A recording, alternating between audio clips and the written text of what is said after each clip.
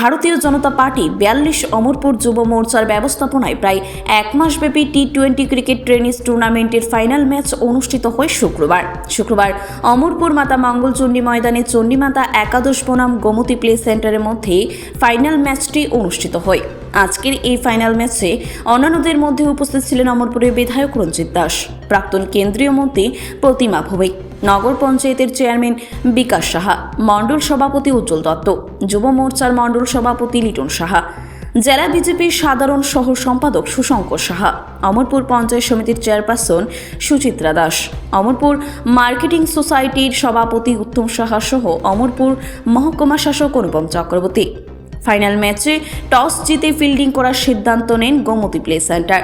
মাতা মঙ্গলচণ্ডী একাদশ 20 ওভারে 208 রানের লক্ষ্য রেখে ফিল্ডিং করতে নেমে মাত্র 11 ওভার 1 বলে গোমতী প্লে সেন্টারকে হারিয়ে জয়ের খেতাব দখল করে মাতা মঙ্গলচণ্ডী একাদশ। জয় এবং পরাজয়ীদের হাতে পুরস্কার তুলে দেন উপস্থিত অতিথিবর্গরা। খেলার মধ্যে দিয়ে সেটাকে সুসম্পন্ন করার জন্য তাৎসন্য যারা এই ক্রিকেটটা খেলার জন্য শ্রম দিয়েছে, অর্থ দিয়েছেন এবং সর্বশেষে যারা এই খেলাকে উজ্জীবিত করার জন্য যে সমস্ত টিমগুলো অংশগ্রহণ করেছেন, যদি প্রত্যেক টিম এখানে অংশগ্রহণ না করলেও এই খেলার যে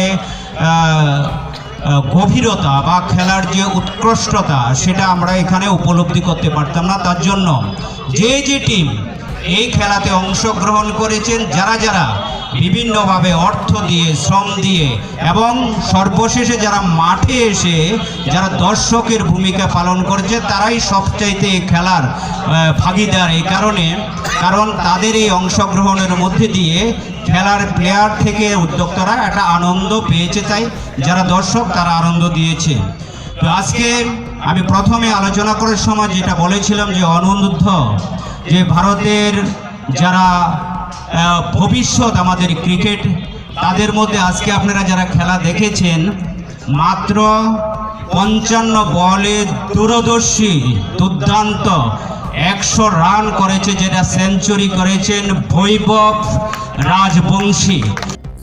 ব্যুরো রিপোর্ট, খবর জনস্বার্থে।